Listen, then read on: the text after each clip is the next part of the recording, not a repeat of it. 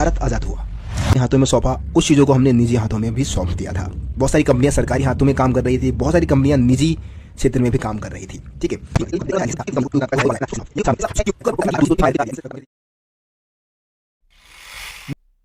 नमस्कार दोस्तों, स्वागत है आप सभी का रोशन सा स्टडी पॉइंट पे। और आज की इस वीडियो में हम समझने वाले हैं इंडियन इकोनॉमी का चैप्टर नंबर 3, जिसमें हम अपनी न्यू इकोनॉमिक पॉलिसी की बात कर रहे हैं जो कि 1991 में अपनाई गई थी। एक पार्ट अपलोड कर चुका हूँ, फर्स्ट पार्ट की वीडियो अपलोड हो चुकी है, जिसमें आप लोगों को मैंने उदारीकरण के बारे में समझा दिया था। ठीक है। वैसे आपको पता है कि हिंदी मीडियम में ही सारा कंटेंट मैं प्रोवाइड करा रहा हूँ आप लोगों को, जो कि पूरे यूट्यूब पे आपको कहीं भी हिंदी मीडियम में नहीं समझाया जा रहा इकोनॉमिक्स, और वो भी एनिमेशन के थ्रू। ठीक है। तो रोशन सा स्टडी पॉइंट को अभी तक आप लोगों ने अगर सब्सक्राइब नहीं किया तो सब्सक्राइब जरूर कर लेना और बेल आइकन को प्रेस कर देना, ताकि हमारे चैनल पे आने वाली सभी वीडियो का नोटिफिकेशन आप तक पहुंच सके। तो पिछली वीडियो में हमने उदारीकरण के बारे में सारा कुछ समझ लिया था। आज की इस वीडियो में जो टॉपिक मैं समझाने वाला हूं, मैं उसकी बात सबसे पहले कर लेता हूं। सबसे पहले आज की इस वीडियो में हम निजीकरण की अवधारणा को समझेंगे, जिसमें हम बात करेंगे निजीकरण क्या है, निजीकरण हमने क्यों अपनाया है ना। उसके बाद हम वैश्वीकरण यानी कि ग्लोबलाइजेशन की जो नीति है, अवधारणा है, उसको हम समझेंगे, इसको क्यों अपनाया गया, उसके पीछे क्या रीजन थे, उसको भी हम समझेंगे। और तीसरा जो मेन टॉपिक रहेगा वो है जो हमने न्यू इकोनॉमिक पॉलिसी अपनाई, यानी कि एलपीजी की जो नीति हमने अपनाई थी 1991 में, उसके क्या अच्छे और क्या बुरे प्रभाव देखने को मिलते हैं, है ना। ये तो 3 मेन टॉपिक हो गया। कुछ बॉक्स भी दे रखे हैं जो कि थोड़ी बहुत इंपॉर्टेंट है, वहां से भी क्वेश्चन आपके एग्जाम में पूछा जाता है, जैसे कि विमुद्रीकरण यानी कि डीमोनेटाइजेशन की पॉलिसी जो इंडियन गवर्नमेंट ने अपनाई थी। इसके अलावा जीएसटी की अवधारणा और वर्ल्ड ट्रेड ऑर्गेनाइजेशन यानी कि WTO के बारे में भी आज की इस वीडियो में हम बात करने वाले हैं। तो वीडियो को एंड तक देखना है और वीडियो को लाइक शेयर जरूर करना है। तो चलिए आगे वीडियो को शुरू करते हैं। तो सबसे पहले हम निजीकरण यानी कि प्राइवेटाइजेशन से स्टार्ट करते हैं। निजीकरण होता क्या है, निजीकरण का क्या मतलब है? तो सिंपल शब्दों में आप बताएंगे कि निजीकरण का मतलब होता है, या निजीकरण एक प्रक्रिया है। क्या है निजीकरण? एक प्रक्रिया जिसके अंतर्गत क्या होता है, सरकारी क्षेत्र की जो कंपनियां है उसको निजी क्षेत्र की कंपनियों को बेच दिया जाता है, निजी कंपनियों को सौंप दिया जाता है, एक तरीके से बेचा जाता है। ठीक है। इसी को हम निजीकरण बोलते हैं। तो निजीकरण आखिरकार 1991 में क्यों अपनाया गया, क्या रीजन हो सकता है? तो देखो, आपको पता है कि जब हमने 1956 में जो औद्योगिक नीति लाई थी, उसमें हमने सार्वजनिक क्षेत्र को बहुत ज्यादा महत्व दिया था, और सारे उद्योग धंधे जो चल रहे थे वो सार्वजनिक क्षेत्र में, ज्यादातर उद्योग धंधे सार्वजनिक क्षेत्र में चलने लग रहे थे, है ना। लेकिन सार्वजनिक क्षेत्र में उस समय डेवलपमेंट भी हो रहा था, जीडीपी का विकास भी सही सही हो रहा था, लेकिन इसमें कुछ कमियां थी। ठीक है। मतलब इंप्रूवमेंट नहीं हो रहा था, धीरे धीरे ये घाटे की स्थिति में आ रही थी ये सार्वजनिक कंपनियां। साथ ही साथ चोरी, अकुशलता, भ्रष्टाचार जैसी घटनाएं देखने को मिल रही थी। इन सभी कारणों से हमने क्या किया, निजीकरण की अवधारणा अपनाई। हमने कंपनियों को निजी हाथों में सौंपना शुरू कर दिया, ताकि निजी कंपनियां ज्यादा बेहतर तरीके से उन कंपनियों को संभाल सके। क्योंकि भाई निजी कंपनी का मेन पर्पस होता है लाभ कमाना, है ना। लाभ कमाने के लिए वो काम करते हैं, तो कंपनी में सुधार होगा, अकुशलता, चोरी जैसी घटना, भ्रष्टाचार जैसी घटनाएं देखने को नहीं मिलेंगी। तो इन कारणों से हमने निजीकरण की प्रक्रिया को अपनाया था। अब हम समझते हैं निजीकरण के क्या लाभ रहे और क्या हानियां रही। देखिए, सबसे पहले हम अगर लाभ की बात करें तो निजीकरण जो है उसमें सामूहिक हित की अपेक्षा ना स्वहित को महत्व दिया जाता है। स्वहित का मतलब है सेल्फ इंटरेस्ट को महत्व देता है ना। यहाँ पे एक व्यक्ति है जो कि कंपनी को चला रहा है, और उसका मेन पर्पस होगा अपने लाभ को बढ़ाना। इससे क्या होगा, कार्यकुशलता बढ़ेगा भाई, है ना। कार्यकुशलता में वृद्धि होगी और ज्यादा से ज्यादा उत्पादकता में भी वृद्धि, उत्पादन जो है वो ज्यादा होगा, उच्च उत्पादकता प्राप्त किया जा सकता है निजीकरण के कारण। इसके अलावा निजीकरण अंतरराष्ट्रीय प्रतियोगिता के वातावरण को भी बढ़ावा देता है ना। आपको पता है कि प्रतियोगिता जब होगा, कंपटीशन होगा कंपनियों के बीच में, यही आधुनिकीकरण और उन्नति को बढ़ावा देगा, है ना। तो यही क्या है, समृद्धि के लिए जरूरी है कि भाई ज्यादा से ज्यादा कंपटीशन हो, हम ज्यादा से ज्यादा आधुनिक तरीके को अपनाए, है ना, उन्नति करे, प्रगति करे। यही क्या है, समृद्धि है। तो समृद्धि को भी बढ़ावा देता है कहीं ना कहीं। इसके अलावा निजीकरण जो है वो विविधीकरण को बढ़ावा देता है। विविधीकरण बोले तो डाइवर्सिफिकेशन हम इसको इंग्लिश में बोलते हैं। इसका मतलब ये कि कहीं ना कहीं जो निजीकरण है वो लाभ कमाना चाहता है, इसलिए वो नए नए प्रयोग करेगा, है ना। निजीकरण में निजी कंपनियां जो है नई नई प्रयोग करेंगी, नई तकनीक लेकर आएंगी, नए वस्तुओं का उत्पादन करेंगी। तो इससे क्या होगा, विविधीकरण बढ़ेगा, उपभोक्ता के पास ऑप्शंस ज्यादा होंगे, है ना। इसके अलावा निजीकरण के एक और लाभ हम बता सकते हैं कि निजीकरण जो है ना उपभोक्ता की प्रभुता को प्रोत्साहित करता है। यहाँ पे उपभोक्ता की प्रभुता का मतलब है कि वस्तुओं का जो उत्पादन होगा ना उपभोक्ता के पसंद नापसंद के अकॉर्डिंग किया जाएगा, और निजी कंपनियां अक्सर यही करती है। वो देखती है कि भाई उपभोक्ताओं को क्या पसंद है, उसके अकॉर्डिंग ही अपनी वस्तुओं को बनाती है ना। तो ये भी कहीं ना कहीं बेहतर गुणवत्ता को दर्शाता है, बेहतर जीवन की गुणवत्ता को दर्शाता है। अब हम निजीकरण के प्रमुख हानियों की बात कर लेते हैं, है ना। तो देखो, पहला हानि आप ये बता सकते हो कि इससे समाजवादी ढांचा जो है ना वो फीका पड़ जाता है। जैसे हम समाजवादी समाज की स्थापना करना चाहते हैं, निजीकरण में ये चीज़ नहीं हो सकता है। सार्वजनिक जो कंपनियां है वही समाज के कल्याण के लिए काम कर सकती है। इसके अलावा निजीकरण में क्या होता है कि ज़्यादातर जो वस्तुओं का उत्पादन होता है वो अमीर लोगों के लिए किया जाता है ना। जो खरीद सकते हैं, जो सामान को खरीद सकते हैं, उनके लिए वस्तु का निर्माण किया जाएगा, वस्तुओं को बनाया जाएगा, उत्पादन किया जाएगा। इससे क्या होगा कि वस्तु की कीमत बढ़ जाती है। इससे समाज का जो कमज़ोर वर्ग है वो वस्तुओं से वंचित रह जाता है।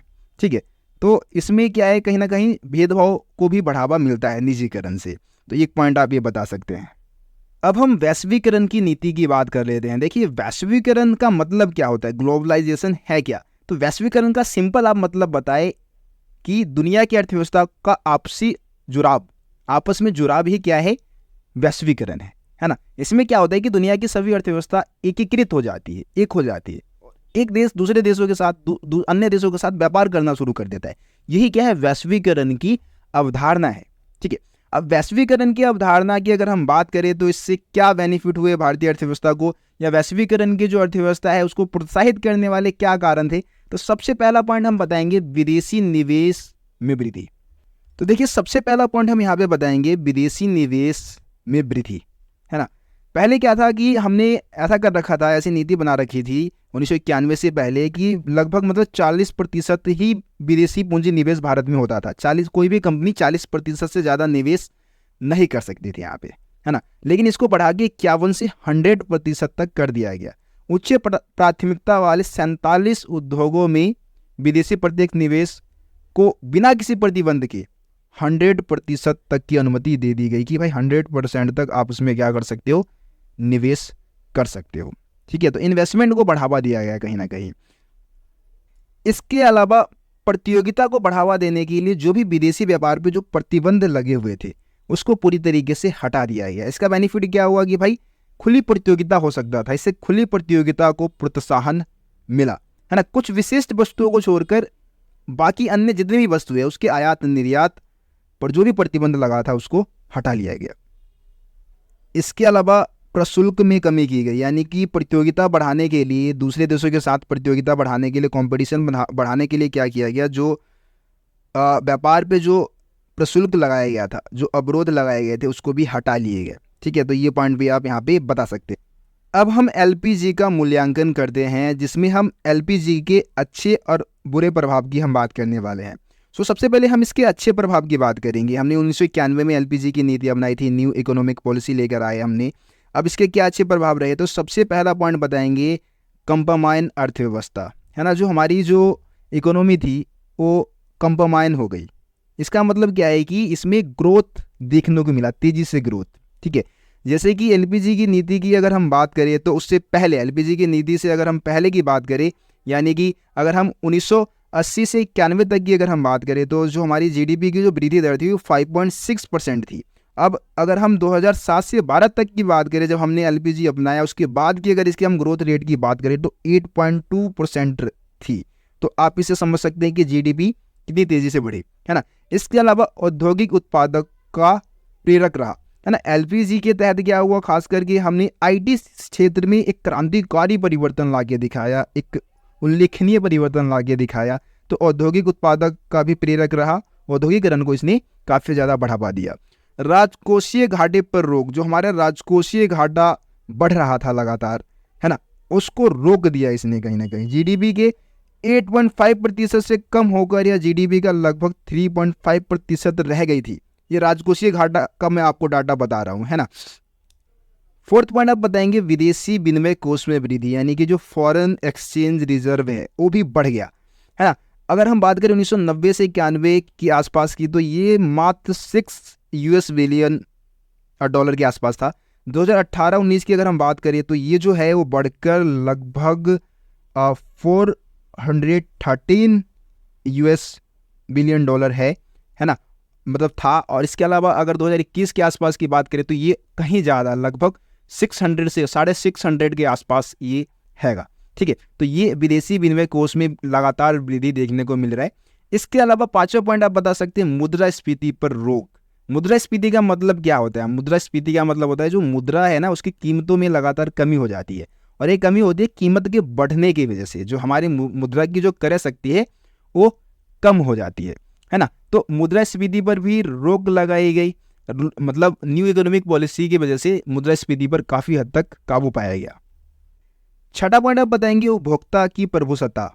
देखिए, उपभोक्ता की प्रभुसत्ता में वृद्धि हुई, यानी कि उपभोक्ता को जो पसंद की जो चीजें थी वो मिलने लग गई, और उत्पादक भी हमेशा ये कोशिश करता था कि क्या उपभोक्ता को चाहिए वही चीजें वो बनाता था, है ना।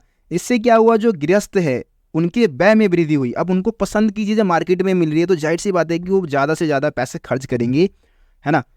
तो उनके व्यय स्तर में वृद्धि होगी, और ये एक तरीके से कल्याण के स्तर में वृद्धि को दर्शाता है कि कल्याण लगातार बढ़ रहा है। ठीक है, तो ये पॉइंट भी आप इसमें बता सकते हैं। आखिरी पॉइंट हम बताएंगे इसमें कि भारत एक आर्थिक शक्ति के रूप में उभर रहा है तेजी से, है ना। और इसके अलावा दुनिया में इसका विशेष पहचान भी है, और दुनिया के दूसरे देश के जो निवेश करता है वो भारत में अब निवेश करना चाहते हैं। खास करके भारत जो है वो वाहनों के भाग या फिर इंजीनियरिंग वस्तुओं की हम बात करें, आईटी सॉफ्टवेयर की हम बात करें, या फिर कपड़ों के हम प्रमुख मतलब निर्यात की अगर हम बात करें तो उस क्षेत्र में काफ़ी ज़्यादा भारत आगे निकल चुका है, और इसमें सबसे ज़्यादा योगदान एलपीजी की नीतियों का रहा है। तो ये पॉइंट्स आप बताएंगे। अब हम एलपीजी के कुछ बुरे प्रभाव की हम बात कर लेते हैं, बैड इफेक्ट की अगर हम बात करें तो पहला पॉइंट आप बता सकते हैं कृषि की अवहेलना की गई, मतलब कृषि पर ध्यान नहीं दिया गया। ठीक है, ज़्यादातर उद्योग धंधों के विकास पे ध्यान दिया गया, खास करके जो आईटी सेक्टर है उसके विकास पे बहुत ज़्यादा ध्यान दिया गया। किसानों के लिए जो सिंचाई की व्यवस्था है या कीटनाशक की व्यवस्था करने पे जो हरित क्रांति के समय जैसा ध्यान दिया गया था बिल्कुल भी नहीं दी गई, बिल्कुल अवहेलना कर दी गई कृषि क्षेत्र की। इसके अलावा बेरोजगारी में लगातार वृद्धि हो रही है। आपको पता है कि भारत जो है वो श्रम प्रधान देश है, यहाँ पे श्रमिकों की संख्या बहुत ज़्यादा है, लेकिन वैश्वीकरण जैसी नीति आई जिससे कि बहुत सारे मशीन विदेशों से आ गए, नई टेक्नोलॉजी हमारे पास आ गई, जिसकी वजह से श्रम की जरूरत कम है ना। मशीनों के माध्यम से चीज़ों का उत्पादन होने लग गया, जैसे कि बहुत सारे लोग क्या हो गए, बेरोजगार हो गए। इसके अलावा विनिवेश का भी गलत तरीके से इस्तेमाल किया गया। ठीक है, विनिवेश का मतलब होता है एक तरीके से कि जो सरकारी कंपनियां यानी कि जो सार्वजनिक क्षेत्र की जो कंपनियां वो क्या करती है, अपने शेयर्स को प्राइवेट हाथों में, या जो प्राइवेट निवेश करता है, निजी निवेश करता है, उनके हाथों में बेच देती है ना। इसको हम विनिवेश कहते हैं, मतलब पूरी कंपनी को नहीं बेचा है। जैसे कि निजीकरण का ही पार्ट है विनिवेश, एक तरीके से निजीकरण का ही पार्ट है, लेकिन इसमें पूरी तरीके से कंपनी को निजी हाथों में नहीं सौंपा जाता, बल्कि उसके कुछ शेयर्स को निजी निवेशकर्ताओं के हाथों में बेच दिया जाता है। तो जब तक इसका उपयोग घाटे में चल रही परिसंपत्तियों को बेचने के लिए, यानी कि घाटे में चल रही जो भी कंपनी है उसके शेयर्स को बेचने के लिए इसका इस्तेमाल किया जा रहा था, तब तक तो ठीक था। लेकिन राजकोषीय घाटे को मैनेज करने के लिए जब इसका उपयोग किया जाने लग गया, तो इस बात को यह दर्शाता है कि अब सरकारी कंपनियों में क्या अकुशलता लगातार बढ़ रही है। इसके अलावा सरकार की जो राजकोषीय नीति है वो गंभीर तनाव की स्थिति में है ना। सुधार अवधि के दौरान क्या हुआ था कि अधिक व्यक्तियों को कर भरने के लिए प्रेरित करने के लिए और कर की चोरी को रोकने के लिए भारतीय सरकार ने क्या किया, कर की दरों में कमी कर दी कि भाई कर कम कर देंगे तो क्या होगा, कर की चोरी कम हो जाएगी और लोग ज़्यादा से ज़्यादा कर भरेंगे। परंतु ये जो मतलब एक तरीके से नीति थी वो कारगर सिद्ध नहीं हो पाई। कर जाल अभी भी बहुत ज़्यादा छोटा था और राजस्व जो था वो बहुत कम मिल रहा था सरकार को, है ना। इस कारण कल्याणकारी योजनाओं पे सरकार पैसे खर्च नहीं कर पा रही थी क्योंकि उसके पास पैसे नहीं थे, है ना। उसने क्या किया, अपने सार्वजनिक व्यय को भी उसको कम करना पड़ा, तो ये भी एक गंभीर समस्या थी। इसके अलावा सुधार के समय में आपको पता है कि जो भी सीमा शुल्क है उसको सरकार ने कम किया, है ना। जो टैरिफ है उसको सरकार ने कम किया, इससे भी सरकार की इनकम कम हो गई। सरकार के पास पैसे नहीं है भाई लोगों के लिए कल्याणकारी योजना बनाने के लिए, लोगों के लिए कल्याण के कार्यों को संपन्न करने के लिए। तो ये भी पॉइंट आप बता सकते हैं। इसके अलावा एक तरफा समृद्धि प्रक्रिया, भाई एक तरफा समृद्धि प्रक्रिया में आप बताएंगे कि कुछ ही क्षेत्र, कुछ ही सेक्टर्स को भाई इसका फ़ायदा मिल पाया, खास करके सेवा जो क्षेत्र है उसी को फ़ायदा हुआ। और इसमें ये जो विकास की जो योजना थी ना, ये नई आर्थिक नीति थी, वो आईटी आधारित समृद्धि प्रक्रिया थी। इसमें कृषि को पूरी तरीके से अनदेखा कर दिया गया, इसमें औद्योगिकरण की जो प्रक्रिया थी उसको धीमा कर दिया इसने, ठीक है। तो ये पॉइंट भी आप बता सकते हैं। इसके अलावा विकास की प्रक्रिया शहरी केंद्र तक ही सीमित रह गया। ज़्यादातर आपको पता है कि वैश्वीकरण के कारण जो भी बहुराष्ट्रीय कंपनियां यानी कि एमएनसीज जो भारत में स्थापित हुई वो शहरी क्षेत्र में हुई, ग्रामीण क्षेत्र में कोई भी नई कंपनी नहीं खुली, है ना। तो इसका फ़ायदा सिर्फ शहरी क्षेत्र को ही मिला, ग्रामीण क्षेत्र को इसका कोई फ़ायदा नहीं मिला। इसके अलावा आर्थिक उपनिवेशवाद, देखो ये जो विकास की नई नीति थी यानी कि न्यू इकोनॉमिक पॉलिसी थी, वो फिर से आर्थिक उपनिवेशवाद को बढ़ावा दे रहा है। सो इसमें हो क्या रहा है कि जो एमएनसी है यानी कि मल्टीनेशनल कंपनियां भारतीय बाजार में अपना पैर पसारती हुई जा रही है, और जो हमारे घरेलू उत्पादक है वो कमज़ोर पड़ते जा रहे हैं, क्योंकि उनके सामने वो टिक नहीं सकते हैं, है ना। वो अपना व्यापार नहीं चला पा रहे, अपना धंधा नहीं चला पा रहे हैं। इसके अलावा उपभोक्तावाद का फैलाव हो रहा है ना। ज़्यादा से ज़्यादा अब क्या है, उपभोक्ता के पास ना वस्तुओं का बहुत ज़्यादा ऑप्शन है, खास करके जो विदेशों से जो वस्तुएं आ रही है ना उसका ऑप्शन बहुत ज़्यादा है। तो उपभोक्ता लालायित होते जा रहे हैं, लालच में क्या कर रहे हैं, फालतू का फिजूल खर्ची कर रहे हैं, नए नए चीज़ों को खरीद रहे हैं, विदेशी वस्तुओं को खरीद रहे हैं। ये भारतीय संस्कृति के लिए, भारतीय सभ्यता के लिए भी हानिकारक है। लोग पैसे उधार ले लेके नई नई चीज़ों को खरीदते हैं, फालतू की खर्चे कर रहे हैं, है ना। तो ये पॉइंट भी आप बता सकते हैं कि उपभोक्तावाद का लगातार क्या हो रहा है, फैलाव हो रहा है। ये सारे पॉइंट्स आपको वैश्विक जो हमने मतलब एलपीजी की जो नीति अपनाई थी उसके बुरे प्रभाव में आपको बताने थे। उम्मीद करता हूँ आपको ये सारी चीज़ें समझ में आ गया हो। लोग पैसे उधार ले लेके नई नई चीज़ों को खरीदते हैं, फालतू की खर्चे कर रहे हैं, है ना। तो ये पॉइंट भी आप बता सकते हैं कि उपभोक्तावाद का लगातार क्या हो रहा है, फैलाव हो रहा है। ये सारे पॉइंट्स आपको वैश्विक जो हमने मतलब एलपीजी की जो नीति अपनाई थी उसके बुरे प्रभाव में आपको बताने थे। उम्मीद करता हूँ आपको ये सारी चीज़ें समझ में आ गया होगा। अब कुछ ध्यान देने योग्य बात जो कि मतलब उस पर भी आपको ध्यान देना चाहिए, वैसे ज़्यादा इंपॉर्टेंट नहीं है, आपके बुक में बॉक्स में ये सारी चीज़ें बता रखी है, लेकिन फिर भी आप डेट वगैरह तो कभी कम से कम याद करके जाए, क्योंकि एमसीक्यू में वहाँ से क्वेश्चन आ सकता है ना। तो चलिए अब हम कुछ एक्स्ट्रा टॉपिक को भी समझ लेते हैं। तो सबसे पहले हम शुरू करते हैं विमुद्रीकरण यानी कि डीमोनेटाइजेशन। देखिए इस योजना को 8 नवंबर मतलब इस नीति को जो भारतीय सरकार है उसने 8 नवंबर 2016 को लागू किया था, जिसके तहत 500 और 1000 के जो नोट के जो लीगल टेंडर है उसको भारतीय सरकार ने वापस ले लिया। लीगल टेंडर यानी कि अब आरबीआई की तरफ से इन नोटों का कोई मूल्य नहीं रह गया था, है ना। यानी कि वो एक तरीके से कागज ही रह गए थे बस। और इनके जगह मतलब लोगों को ये ऑप्शन दिया गया था कि वो 2 महीने के अंदर क्या करे, बैंक के भीतर सभी 500 और 1000 के नोट जमा करा दे, और इनके जगह पे 500 के नए नोट और 2000 के कुछ मतलब नए नोट को सरकार ने जारी किए थे। अब ये जो विमुद्रीकरण की जो प्रक्रिया लागू की गई यानी कि जो नीति लागू की गई थी उसके क्या उद्देश्य थे, है ना। इसके सबसे पहले हम मेन इसके गुण की बात कर रहे थे, इसकी विशेषता की बात करें तो देखो इसका मेन पर्पस था काले धन का पता लगाना, है ना। काले धन का पता लग जाएगा कि भाई किसके पास काला धन है। इसके अलावा जो लोग कर की चोरी, अपने पास बहुत ज़्यादा कैश रखते थे और कर की चोरी कर रहे थे, तो कर की चोरी को रोकने के लिए भी कहीं ना कहीं सरकार ने इसको लागू किया था। इसके अलावा टैक्स को बढ़ावा देने के लिए राजस्व को बढ़ावा, क्योंकि कर की चोरी अगर कम होगी जब ही जाके सरकार को ज़्यादा से ज़्यादा राजस्व मिल पाएगा, तो राजस्व में वृद्धि करने के लिए भी इसको लागू किया। इसके अलावा विमुद्रीकरण की प्रक्रिया से क्या हुआ कि जो बैंक है, बैंक के पास ज़्यादा से ज़्यादा कैश जमा हो गए, जिससे कि उनका वित्तीय आधार था उसका विस्तार हो गया, उनके पास ज़्यादा पैसे हैं, वो अब ज़्यादा पैसे से पैसे बना सकते थे। इसके अलावा आतंकवादी गतिविधियों को रोकने के लिए, क्योंकि आतंकवादी जो कोष इस्तेमाल कर रहे थे उनके फंड्स के बारे में पता लगाया जा सकता था, है ना, और सामाजिक गतिविधियों को रोकने के लिए भी इसका इस्तेमाल किया जा सकता था। तो ये तो हो गए भाई गुण। अब इसके हम मुख्य अवगुण की अगर बात करें तो देखिए भारत में ज़्यादातर क्या होता है, कैश के माध्यम से लेन देन होता है, लेकिन विमुद्रीकरण के कारण लोगों के पास कैश मौजूद नहीं था, इस वजह से वो दैनिक जरूरत की चीज़ें भी नहीं खरीद पा रहे थे, है ना। इससे क्या था कि पूरे समाज में एक सामाजिक अव्यवस्था पैदा हो गई थी।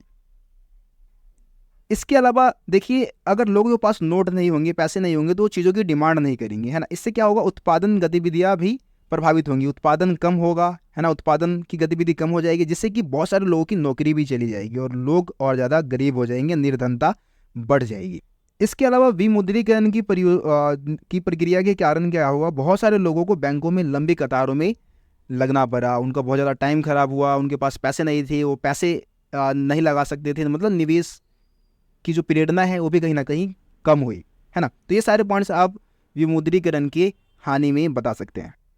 अब जीएसटी की हम बात कर रहे थे। देखिए, जीएसटी का फुल फॉर्म है गुड्स एंड सर्विस टैक्स, है ना, जिसको हिंदी में बोलते हैं वस्तु और सेवा कर। तो इसको 1 जुलाई 2017 को भारतीय सरकार ने पूरे देश में लागू किया था, और इसका मेन जो नारा है वो है एक कर एक राष्ट्र एक बाजार, है ना, मतलब सभी कर को एक करके इसको लगाया जाता है, ठीक है। तो देखिए, जीएसटी का बेनिफिट सरकार को क्या हो सकता था, इससे अतिरिक्त राजस्व का सृजन हो सकता था, मतलब ज़्यादा टैक्स मिल सकता था सरकार को। इसके अलावा कर का अनुपालन आसानी से हो सकता था, कर आसानी से एकत्रित किया जा सकता था, साथ ही साथ कर में जो चोरी है उसको भी कम किया जा सकता था। तो इन पर्पज से सरकार ने जीएसटी को लागू किया था। अब हम बात करते हैं WTO यानी कि विश्व व्यापार संगठन, वर्ल्ड ट्रेड ऑर्गेनाइजेशन के बारे में। तो इसकी स्थापना 1 जनवरी 1995 को मार्केस समझौते के तहत 123 देशों ने हस्ताक्षर करके किया था। मार्केस समझौते पर हस्ताक्षर करके 123 देशों ने इसकी स्थापना की थी। वैसे तो ये जो संगठन है वो गेट के उत्तराधिकारी के रूप में काम करता है। गेट की स्थापना 1948 में हो गई थी, 23 देशों ने मिलकर इसकी स्थापना की थी, और गेट का जो फुल फॉर्म है वो है general agreement on tariff and trade, है ना। तो इसके उत्तराधिकारी के रूप में ही WTO ने काम करना शुरू कर दिया, और इसका मेन पर्पस है जो वैश्विक स्तर के जो व्यापार है उसके नियम निर्धारित करना, है ना। वैश्विक व्यापार को ज़्यादा से ज़्यादा मुक्त बनाना, है ना, देशों के बीच में जो व्यापार हो उसमें कोई रोक टोक ना हो, बिल्कुल मुक्त बनाना ही इसका मेन पर्पस है, ठीक है। तो ये हो गया आपका WTO के बारे में। WTO के बारे में एक और चीज़ आप याद रखिए, 2016 तक इसके जो सदस्य देश है वो 164 है, 164 देश इसमें काम कर रहे हैं, ठीक है। तो इस तरीके से आपका ये जो चैप्टर है वो खत्म होता है। जितने भी टॉपिक NCERT में और TRJ ने 2 बुक का इस्तेमाल किया हूँ, जितने भी टॉपिक्स दे रखे थे सभी टॉपिक से कंटेंट लिया हूँ, और उसके बाद आप लोगों के लिए वीडियो तैयार किया हूँ। कोई भी टॉपिक लगता है कि स्किप हो गया तो आप कमेंट में बता सकते हैं। बाकी आप बुक को एक बार जरूर रीड कर लेना। NCERT बुक हो, TRJ हो, संदीप गर्ग हो, कोई भी बुक आपके पास है इकोनॉमिक्स का, आप उसको जरूर रीड करें। चीज़ें सेम ही लिखी होती है, ज़्यादा कुछ अलग नहीं होता है। आपके सिलेबस में जो चीज़ें थी मैंने आपको समझा दिया है। उम्मीद करता हूँ आपको चीज़ें समझ में आ गई होंगी। मिलते फिर आप लोगों से अगली वीडियो में, तब तक के लिए जय हिंद, जय भारत। आप सभी अपना ख्याल रखें।